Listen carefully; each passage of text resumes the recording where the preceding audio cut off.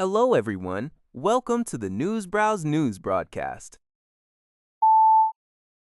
North Korea is reportedly accelerating the modernization of its conventional weapons following constitutional changes that formalized its hostile two-state policy towards South Korea.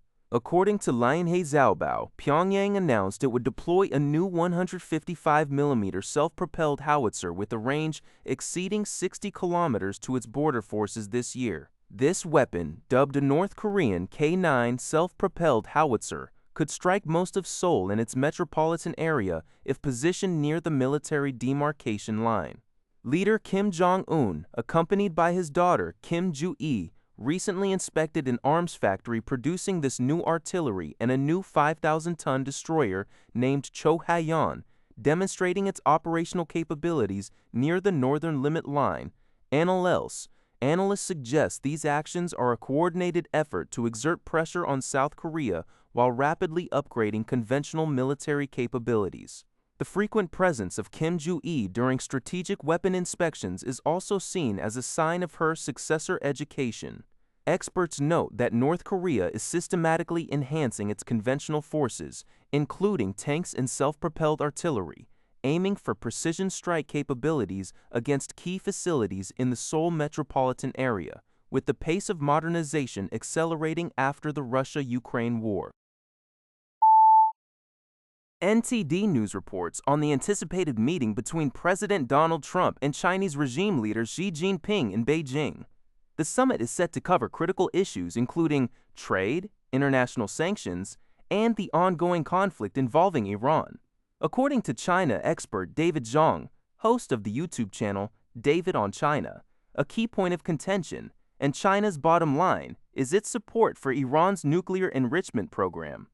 This pivotal meeting will likely define future diplomatic and economic relations between the two global powers, with implications for regional stability and nuclear non-proliferation efforts.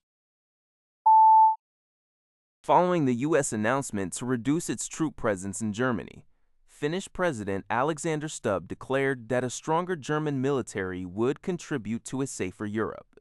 During talks with German President Frank-Walter Steinmeier in Helsinki, Stubb emphasized Germany's increasingly robust political and military leadership role in Europe. Steinmeier expressed confidence that U.S. troops would remain in Germany, particularly at strategically important sites like Ramstein Air Base, as it serves U.S. interests. He urged European leaders to remain calm amidst discussions about transatlantic security. Stubb also advocated for Ukraine to maintain closer ties with the European Union and NATO, a sentiment echoed by Steinmeier, who asserted that a strong Germany signifies a strong Europe. Both leaders acknowledged their past misjudgment of Russia and the Nord Stream pipeline project before Russia's 2022 invasion of Ukraine. This news is from the Liberty Times. According to Al Jazeera, relations between Italy and the United States are currently strained, with recent talks in Rome dominated by the U.S.-Israel war on Iran and U.S. President Donald Trump's controversial remarks about Pope Leo. Italian Prime Minister Giorgia Meloni met with U.S. Secretary of State Marco Rubio, who visited Italy to ease tensions. Meloni, previously a close ally of Trump, now faces increasing domestic pressure to balance her transatlantic ties with widespread opposition to the war and its economic consequences.